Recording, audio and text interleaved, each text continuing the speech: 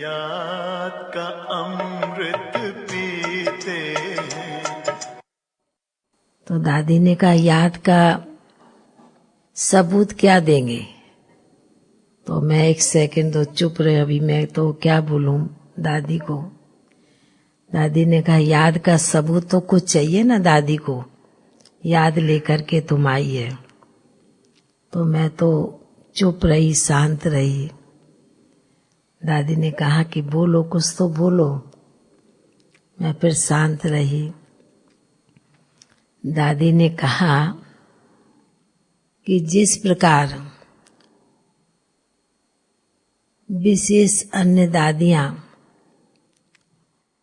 अंतिम समय का जो नजारा था, समय जब था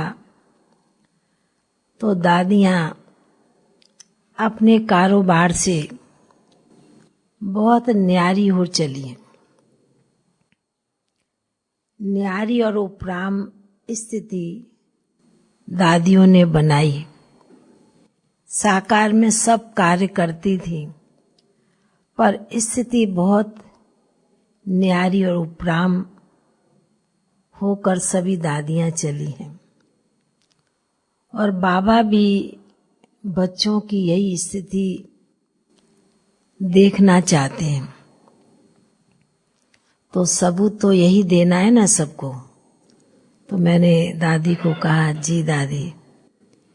तो दादी ने कहा कि समय के अनुसार जो वर्तमान समय चल रहा है और आगे भी समय जो आने वाला है, उस समय को सभी ब्राह्मण बच्चे ध्यान में रखते हुए अपना पुरुषार्थ को बहुत तीव्र आगे लाना है। क्योंकि इस समय की परिस्थिति, कोई भी समय हमारी स्थिति को हिला सकती है। इसलिए हमारी स्थिति हिले नहीं, तो इसलिए हमको अपनी स्थिति को बहुत ही मजबूत बनाना है, पावरफुल बनाना है। तो मैंने फिर दादी को कहा कि और कुछ सभी के लिए विशेष संदेश। तो दादी कहने लगी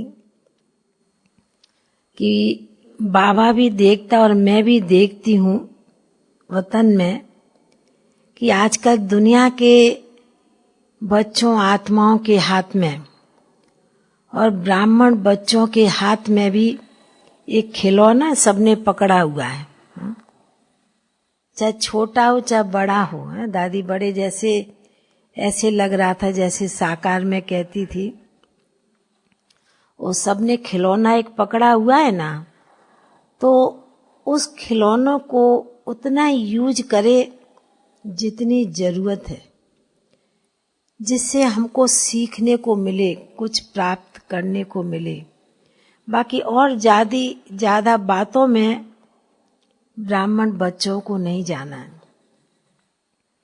बाबा भी देखता और दादी भी देखती है साक्षी होके कि ब्राह्मण बच्चे भी इस खिलौने में बहुत खेलने लगे हैं। छोटे बच्चे होते वो खिलौने से खेलते हैं, पर समय के अनुसार वह छोटे बच्चे भी वो कम कर दिया, इस खिलौने में बहुत जास्ती लग गए और ब्राह्मण बच्चे भी लग गए हैं। तो बाबा ने कहा कि इसलिए, फिर बाबा बीच में बोले, इसलिए बाबा कहता कि जितनी जरूरत है उतना, जैसे दादियों ने भी सब काम किया, सब कार्य किया, पर साथ वाले दादी को बताते थे पर यूज नहीं किया। कारोबार तो बाबा ने दादियों के द्वारा सब कार्य कराया बेहद का, पर किसी को सहारा नहीं बनाया। और अभी बाबा देखते हैं कि ब्राह्मण बच्चे भी इस छोटे से खिलौने को एक सहारा बनाकर चल रहे हैं।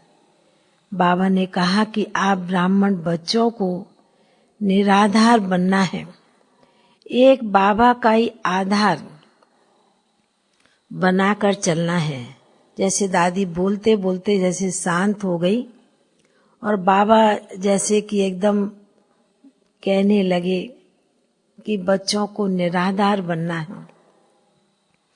तो बाबा ने कहा कि इसलिए बाबा भी और दादी भी बीच बीच में अपनी जगह पर अपने स्थान पर चक्कर लगाते हैं, ब्राह्मण बच्चों को देखते हैं। बाबा भी सकाश देता है और दादी भी सकाश देती है। यही सकाश देने का कार्य बाबा और दादी सूक्ष्म वतन से यह कार्य बड़ा तेजी से कार्य कर रहे हैं और किया हुआ है। फिर तो जैसे कि बाबा और दादी के आगे भोग रखा था, तो मैंने दादी को कहा आज तो बहुत सजी हुई थाली, इतनी बड़ी थाली मैंने तो देखी नहीं। तो दादी कहने लगी प्यार है ना सभी का, प्यार में कोई कुछ बनाता है, कोई कुछ बना के लाता है। तो दादी कहने लगी कि नाम दादी और बाबा का है, पर खाएंगे कौन? दादी इतना खाएगी क्या है? साकार में भी नहीं खाती थी, तो खाएंगे तो ब्राह्मण बच्चे हैं, उनका पेट भरेगा। बाबा और दादी तो अभी सूक्ष्म भासना ले करके देख करके खुश हो जाते हैं, बाकी ब्राह्मण बच्चे खा करके भी खुश होंगे, तृप्त होंगे। ऐसे बहुत सुंदर कहें पावरफुल दृष्टि दादी और बाबा भोग की थाली पर डाल रहे थे, एक एक चीजों को निहार रहे थे। बाबा ने कहा कि देखो बच्चों का भी कितना बच्ची से प्यार है और उस प्यार के अंदर कितना प्रेम भरा हुआ है, और उसी प्रेम भावना से बच्ची तुम भी भोग लेकर के आती है वतन में। तो मैंने बोला जी बाबा। दादी को भी सिर हिलाया। दादी ने भी कहा कि जितना प्यार से भोग आता है तो बाबा भी स्वीकार करते हैं, और दादी भी देख करके खुश भी होती और स्वीकार करती है। ऐसे कहते फिर तो बाबा ने और दादी ने सभी ब्राह्मण बच्चों को भी, सभी भाई बहनों को भी, टीचर्स बहनों को भी, भाई साहब को भी, आशा बहन कहाँ गई आज? आशा बहन को भी याद दी, दिल्ली निवासी भाई बहनों को भी याद दी।